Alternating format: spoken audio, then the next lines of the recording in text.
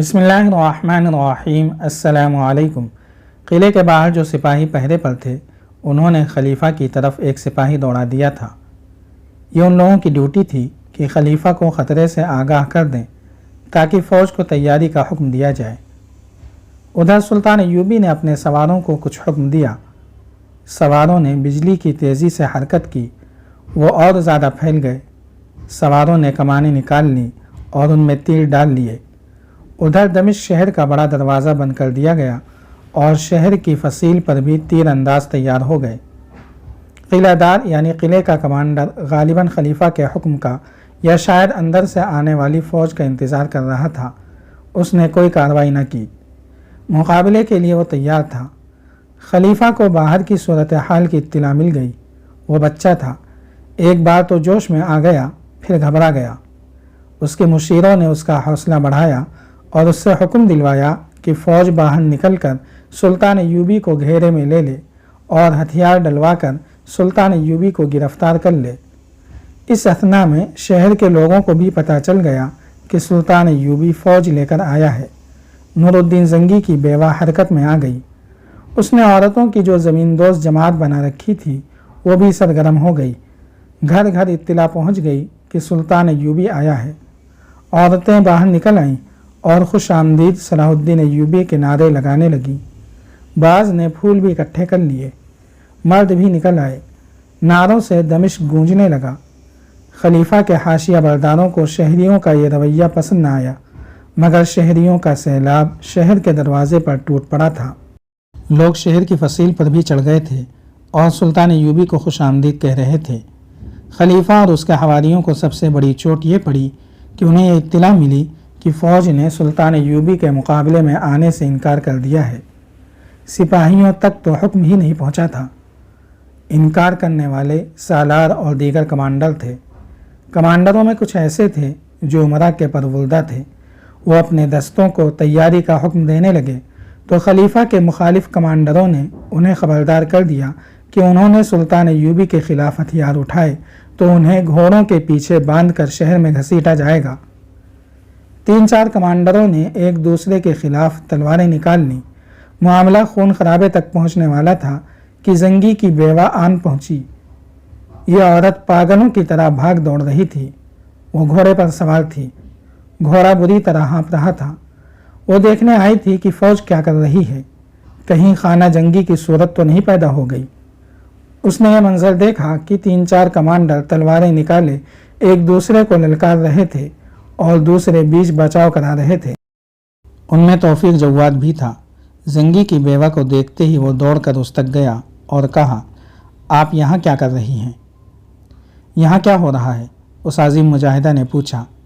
کیا فوج صلاح الدین ایوبی کے استقبال کے لیے جا رہی ہے یا مقابلے کے لیے؟ زنگی کی بیوہ گھوڑے سے کود کر اتری اور ان کمانڈروں کے درمیان آ گئی جو ایک دوسرے کو للکار رہے تھے۔ اس عورت نے اپنا سر ننگا کر دیا اور ان سے چلا کر کہا، بے غیرتو، پہلے اس سر کو تن سے جدا کرو، اپنی ماں کا سر اس مٹی میں پھینکو، پھر کافروں کی حمایت میں لڑنا۔ تم ان بیٹیوں کو بھول گئے جنہیں کافر اٹھا کر لے گئے تھے۔ تم اپنی ان بچیوں کو بھول گئے جو کافروں کی درندگی سے مر چکی ہیں۔ تم کس کی حمایت میں ایک دوسرے کے خلاف تلواریں نکالے ہوئے ہو؟ میرے بیٹے کے وفادار کافر ہیں۔ اور پہلے میری گردن اڑاؤ، پھر ایوبی کے مقابلے میں جانا۔ زنگی کی بیوہ کے آنسو بہہ رہے تھے، منہ سے جھاگ پھوٹ رہی تھی۔ کمانڈروں نے تلواریں نیاموں میں ڈال لیں اور سر جھکا کر ادھر ادھر ہو گئے۔ کیا فوج نے حکم عدولی کی ہے؟ یہ خلیفہ کے ایک مشیر کی گھبرائی ہوئی آواز تھی جس نے خلیفہ کے دربار میں سناٹا طاری کر دیا۔ محافظوں کے دستے باہر نکالو، ایک امیر نے غصے سے کہا، جم کر مقابلہ کرو۔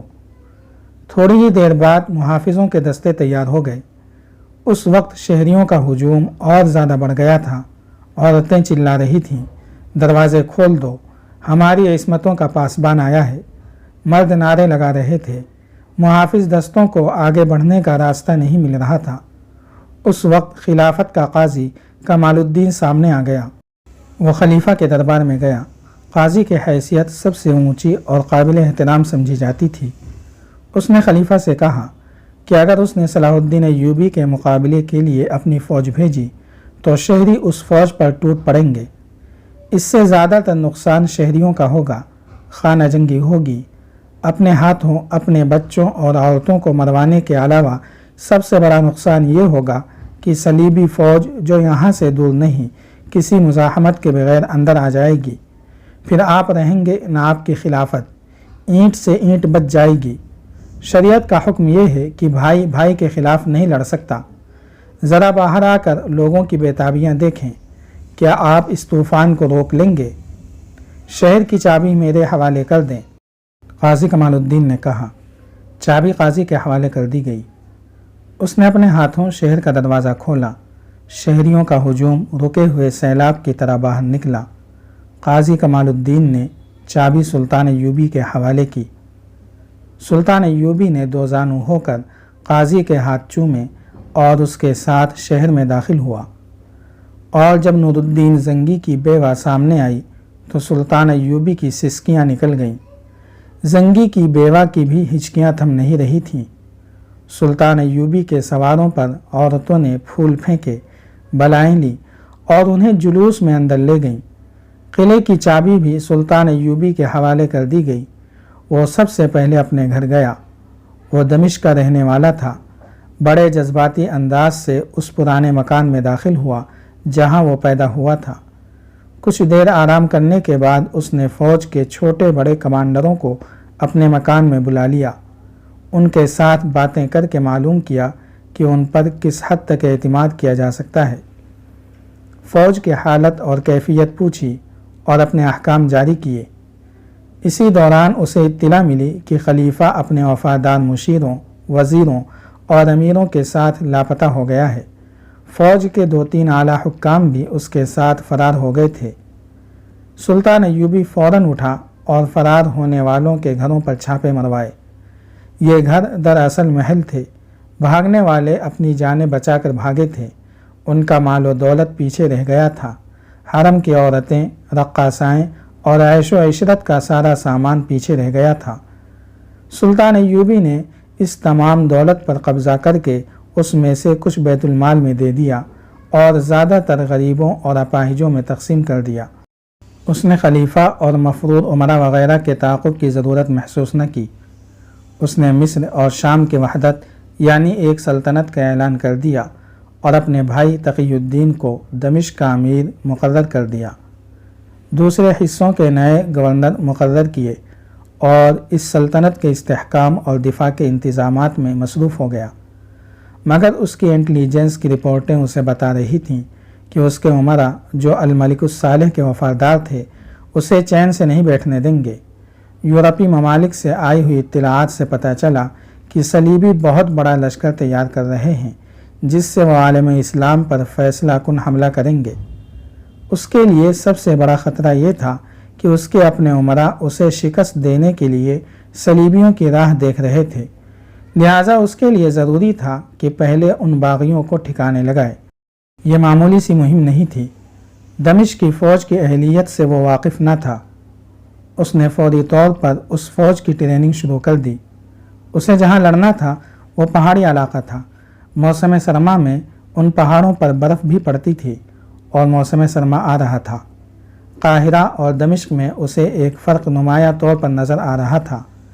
قاہرہ میں صلیبی اور سوڈانی جاسوسوں اور تخریب کاروں کے کئی خفیہ اڈے تھے اور وہاں کے لوگوں پر سلطان ایوبی کو پوری طرح بھروسہ نہیں تھا۔ دمشق میں صلیبی تخریب کار موجود تھے، لیکن یہاں قوم کا بچہ بچہ اس کے ساتھ تھا، بلکہ اس کے اشارے پر آگ میں کود جانے کو تیار تھا۔ اس لیے یہاں کے لوگوں کے متعلق یہ خطرہ بہت کم تھا کہ وہ دشمن کے جاسوسوں اور تخریب کاروں کے آلۂ کار بن جائیں گے۔ دمشق اور شام کے لوگوں نے نور الدین زنگی کے زمانے میں پروقار زندگی گزاری تھی۔ اس کی وفات کے فوراً بعد ان کا ذاتی وقار ختم ہو گیا تھا۔ نئے حکمرانوں نے انہیں رعایا بنا لیا تھا۔ امیر، وزیر عیش و عشرت اور ذاتی سیاست بازیوں میں مصروف ہو گئے اور انتظامیہ کے حاکم لوگوں کے لیے وبال جان بن گئے تھے۔ قانون کا احترام ختم ہونا شروع ہو گیا تھا۔ جاری ہے۔ اگر آپ کو یہ قسط وار سلسلہ پسند آ رہا ہے تو لائک، شیئر اور کمنٹ کے ذریعے ہماری حوصلہ افزائی کریں۔ جزاک اللہ خیرا۔